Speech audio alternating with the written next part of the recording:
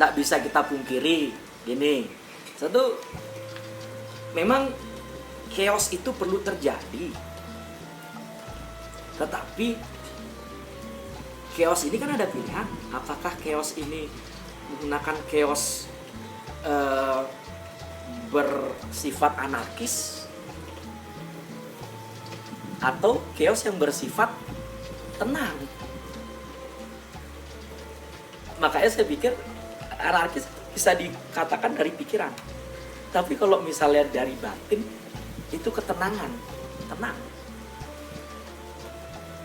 Kita lihat ada prestasi banyak.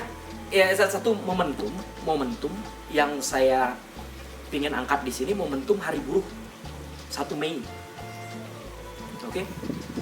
Momentum 1 Mei ini dari hari-hari buruh.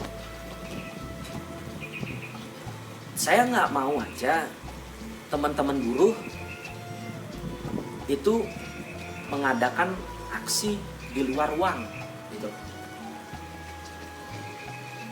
Untuk menyelesaikan ini, coba kita berikan ruang dan waktu untuk makhluk hidup lainnya merasakan pelukan Ibu Pertiwi. Sederhana, merasakan dulu gimana keindahan bumi ini. 1 hari aja kasih, kita nggak usah terlalu berlebihan 2 bulan, 3 bulan untuk dia bisa mereka merasakan. Nggak bagus 1 hari juga. Pada 1 Mei ini bisa saja terjadi satu chaos yang benar-benar besar. Bukan cuma hanya di ibu kota, tapi di seluruh Indonesia ini. Mungkin sudah terjadi di Brasil dan kota-kota lainnya yang mengadakan sebuah aksi. Walaupun itu dikatakan aksinya damai dengan menyuarakan aspirasi. Logika sederhananya ya, ketika kita melakukan demonstrasi atau aksi dengan orang banyak, tidak semua bisa ngomong, tidak semua bisa menyampaikan aspirasinya. Nah, saya ingin mengajak teman-teman untuk namanya 1 Mei ini, terutama teman-teman buruh, saya ingin mengajak untuk namanya demo di rumah. Terserah kalian, maksudnya demo di rumah ini tanpa menghilangkan karakteristik demonstrasi itu. Bisa kalian di depan kamera seperti ini demonstrasi menggunakan atribut-atribut. Dan kalian sampaiinlah itu unek-unek kalian. Unek-unek itu bisa berupa pujian, kritikan, komentar, atau apapun itu, sampai pun makian. Baik itu kepada pemerintah, kepada tetangga, kepada pacar, kepada selingkuhan, itu mungkin. Monggo. Itu menurut saya lebih efektif ketimbang kita melakukan satu kegiatan aksi demo di luar yang berujung anarkis. Ada satu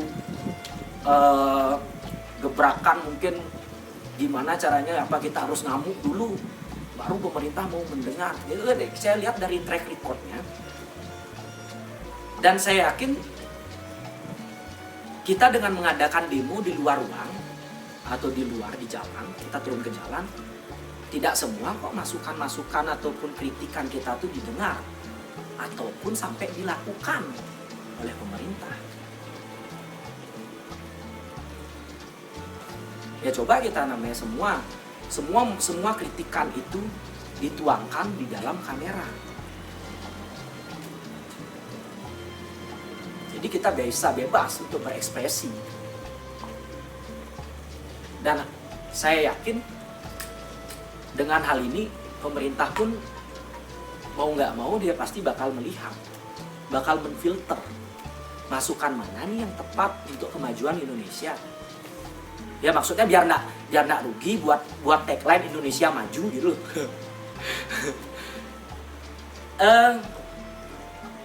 Karena apa? Kita lihat dah track recordnya. Selama ini stigma buruh gitu, terutama buruh itu dipandang namanya kelas-kelas yang di bawah, yang tidak memiliki intelektual, ya pokoknya di kata-kata kasarnya tuh dibilang ya buruh aja jadinya kayak gitu. Nah, inilah saatnya kita buktiin gitu loh, bahwa buruh-buruh itu tuh semua memiliki intelektual. Dari track recordnya yang biasanya 1 Mei kita turun ke jalan untuk menyuarakan aspirasinya. Tapi menurut saya aspirasinya itu tidak sepenuhnya mendukung ataupun namanya mensupporting atau membangun dari aspirasi-aspirasi buruhnya itu. Tapi malah manajernya aspirasi yang berkepentingan. Buruhnya digunakan sebagai alatnya. Nah, pada saat ini saya harap teman-teman buruh, dan saya pun juga buruh. Saya sebagai mahasiswa, saya memposisikan diri saya sebagai buruh. Kita sama. Sedangkan lebih sedih saya mahasiswa, saya buruh. Maksudnya buruh saya, tugas saya tuh saya belajar. Tapi dengan saya belajar itu, saya menggunakan fasilitas kampus dan lain-lain, saya harus bayar, gitu loh. Sedangkan teman-teman buruh yang lainnya diberikan kompensasi, duit. Sedangkan saya tidak. Ya mungkin di situ perbedaan. Jadi saya menganggap ini satu gerakan yang dewasa lah, bisa dibilang. Dan menurut saya efektif. Dengan kita namanya demo di dalam ruang atau di rumah saja, kita sampaikan aspirasinya, daripada kita namanya sekarang demo di jalan, menimbulkan kerusakan, otomatis kerugian negara bertambah. Daripada namanya negara untuk ngeluarin uang untuk memperbaiki apa-apa yang rusak, lebih baik duitnya itu dialokasikan untuk pengembangan Indonesia nanti. Gitu. Pengembangan Indonesia nanti. Ya support lah. Dan harapan saya pemerintah pusat ini lebih namanya mempercayainya kepada desa atau RT atau RW. Karena dari pusat tidak mungkin tahu sepenuhnya bagaimana seluk-beluk di lingkungan masing-masing daerah atau masing-masing desa. Yang tahu itu ya ada kepala desa, kepala RT, kepala RW. Mereka lah kasih untuk memanage. Sederhananya seperti itu. Nah, dalam hal ini selain namanya momentum Hari Buruh ini menjadi kegelisahan saya daripada nanti ujung-ujungnya masyarakat yang disalahkan. Nggak usah cari salah benar dulu sekarang. Sama-sama kita untuk namanya menekankan gotong royong. Gotong royong dalam artian di sini kita sebagai bisa dikatakan ya ada dua lah. Dua namanya dari kaum sosialis dan kaum kapitalis. Oke lah. Kaum sosialis itu tidak seberuntung kaum kapitalis yang memiliki uang. Orang-orang yang di atas mungkin mereka punya uang. Ya tapi dia untuk namanya memproteksi diri sendiri. Ibarat dalam hal ini saya mikir di kaum kapitalis pun pasti memiliki idealisme sosialis. Punya jiwa gotong royong, apalagi kita lahir di Indonesia.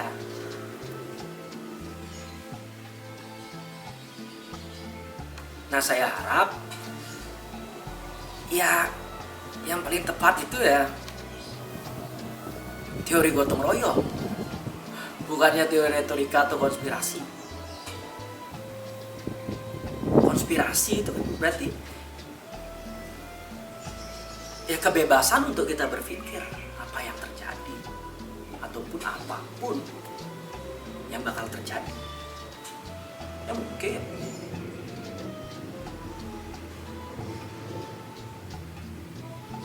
tapi saya sangat apresiasi buat teman-teman yang udah menunjukkan kepeduliannya gitu di dalam media atau di dalam akun-akun pribadi kalian, ya saya sangat apresiasi. Dan saya harap kita bisa sama-sama berjuang. Berjuangnya ini untuk menanamkan idealisme gotong royong, sederhananya. Karena dengan gotong royong apapun itu bisa terjadi. Dan kenapa saya mengambil gotong royong juga? Ya mungkin dilihat dari sejarah, dari zaman dahulu kala, kita secara tidak sadar dilatih untuk bergotong royong. Nah, saya juga harapkan ya penyemprotan disinfektan yang menggunakan bahan-bahan kimia itu jangan lagi. Di sini bukan saatnya kita untuk membunuh virus itu ataupun memerangi virus itu. Tapi ya coba kita ganti disinfektannya kayak gitu. Ya, menggunakan bahan-bahan alami, rempah-rempah kita. Jahe, ginseng. Ya anggap aja itu si makhluk hidup virus corona itu dia tidak bisa mengolah untuk menikmati esensi dari ginseng atau jahe itu. Untuk melindungi diri mereka gitu. Ya kita sekarang beralih pada apa? Ya contoh ya kembali bangkitkan lagi tradisi-tradisi lokal.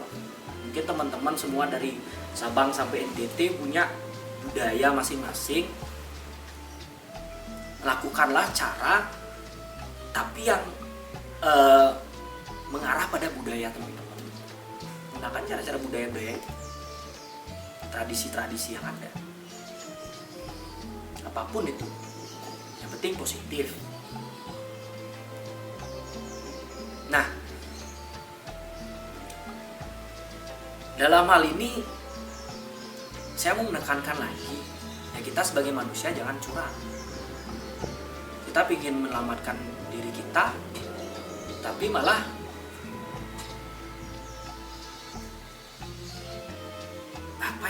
mengorbankan makhluk lainnya gitu.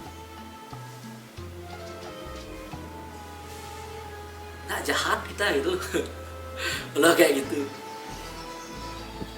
ya kita selamatkan diri kita, ya diri kita sendiri. Ada apresiasi juga bagus untuk dari pemerintah ataupun ya terutama untuk media-media kan sekarang mensuarakan basmi corona, hantam, apalagi hancurkan dan perangi corona. Ya jangan gitu loh, sayangin dia. Cicak bunyi, katanya kalau cicak bunyi benar. Sayangin mereka. Corona itu ya anggapnya adik kita sendiri. Maksudnya kasih dia, mungkin di sini ada corona ya. Jangan namanya dikasih racun ya. Makanya kenapa saya menegaskan untuk namanya jangan lagi semprot disinfektan kayak gitu. Karena ya mungkin memang sekarang disinfektan yang disemprot-semprot sekarang tuh bisa membunuh corona, tapi tidak sepenuhnya. Sedangkan virus-virus lain, ya oke, virus corona dikategorikan virus jahat gitu, virus jahat. Tapi kan ada virus-virus yang baik lainnya. Dan itu diciptakan ya pasti ada maksudnya. Sekarang kita nggak nyiptain, tapi kita pingin membasmi. Kan brengsek tuh. Curang kita sebagai manusia. Ya harapanku jangan namanya diperangi, sayangin ya. Ya untuk namanya pemerintah, TNI, Polri yang bertugas, ya saya harapkan jangan disinfektan yang disemprotkan. Kita buat buat makanan untuk virus-virus di luar. Satu contoh, makanannya itu apa ya, makanan dan minuman lah bisa dibilang, jadiin satu, menggunakan rempah-rempah dari Indonesia, apa kayak gitu, berdasarkan dari daerah sendiri. Dan saya harap gerakan ini bisa dilakukan setiap desa-desa itu benar-benar greget untuk melakukan ini agar maksimal. Harapan saya. Dan untuk masyarakat seluruh Indonesia, jangan kita terlalu berpaku sama pemerintah. Ayo support, tapi terutama di media nih loh. Kalian udah namanya dikasih berdiri nih, media kalian kasih berdiri. Setidaknya jangan kalian namanya untuk kepentingan individu atau kepentingan yang punya gitu loh, kalian yang punya gitu. Support juga pemerintah gitu. Sama dengan berarti kalau saya lihat media-media saat ini tuh menyerangnya bukan di pikiran lagi, oke, melalui pikiran, kita berpikir, jatuhnya ke sini, ke batin. Kalau udah jatuh ke batin, apapun bisa terjadi. Pencarahan, penculikan, apalagi anarkis-anarkis yang di luar sana gitu. Chaos itu bakal terjadi.